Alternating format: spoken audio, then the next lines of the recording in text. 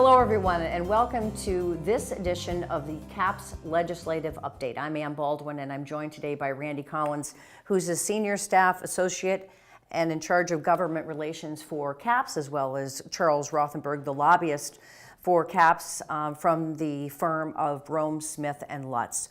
So a lot is going on up at the state capitol. A lot of things are still in flux. A lot of rumors going on there. So you really figured that it would be a great opportunity to kind of set the record straight as to where we're at right now. And of course, we'll keep folks updated as the session continues. So let's talk a little bit. Let's start off with the ECS grant funding. A lot of questions have been coming in from your members for that, as well as special education grants. Charles, why don't you kind of tell us where we're at right now? Sure, absolutely. Well, folks are aware that the governor in his budget proposal, the opening day of the session, introduced his view of what the ECS formula and distribution should look like, and it was pretty draconian, cutting local districts really to the bone and really across the board. Out of the 169 districts that we have across the state, 130 of them were huge net losers in that distribution. So clearly a political non-starter. I think it was floated as a trial balloon to get the conversation started and to underscore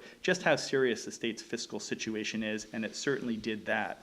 I know there are a lot of rumors floating around about what the final ECS formula is going to look like, but at this stage, really nobody in the building knows that, certainly not the legislators who will be writing the budget.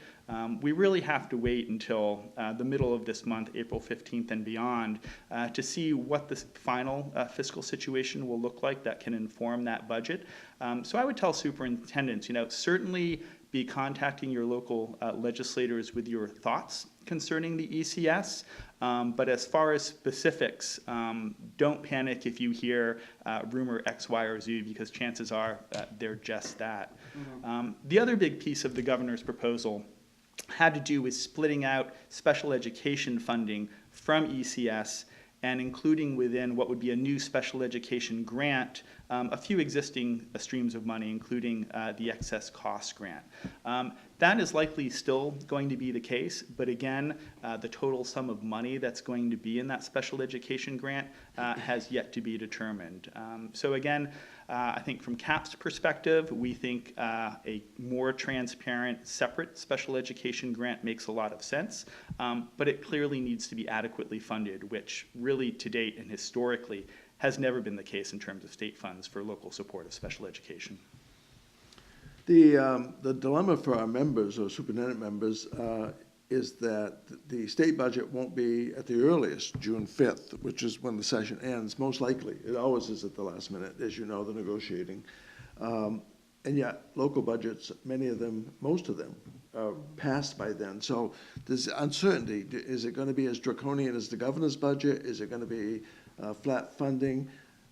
There are no answers to that. And so, and the other issue is, I think that in some situations, some towns, there's political pressure being applied that they've heard that this is going to happen. So I know in Groton, for example, the town council cut them $5 million the other night in anticipation. Mm-hmm. So it's a difficult situation for members, and we really don't have any answers in terms of the state budget, except quite possibly the special ed grant will be a reality, which means excess costs will be gone. Right, and there are actually some specific bills that are making their way through the process, which folks should certainly be calling in to support. One in specifically, Senate Bill 1008, which would maintain the status quo of requiring the Department of Developmental Services to be financially responsible for the residential costs of their special education placements. Historically, that's been the case. The Attorney General issued an opinion saying that they weren't legally liable for those costs, so that was looking to shift about $6.5 million to local districts to pick up that additional cost. So SB 1008 would maintain the status quo, would relieve districts of what will be a new huge unfunded mandate. Unfortunately, if the districts aren't paying that $6.5 million, the state will be paying it. So it'll have that huge fiscal note. So if any issue was critical to contact your legislators on, that would be it, because there'll be a lot of pressure not to increase state funding. Senate Bill 1008. And Randy, you know, in your role with CAPSS currently, as well as a former superintendent, how important really it is to have a voice in this process. And these politicians, these legislators, they do listen and they do, tally the input. So really take the time to do your homework, look up the bills, and we will keep you updated momentarily as the session continues as well. These guys are over there every single day, beating the pavement and figuring out where we're at on things. So to be continued, I guess, is all we can really say. We want to thank you for tuning in to this CAPSS legislative update. Again, on behalf of myself, Ann Baldwin, also Randy Collins and Charles Rothenberger, thank you for the information, gentlemen, and we'll just stay tuned.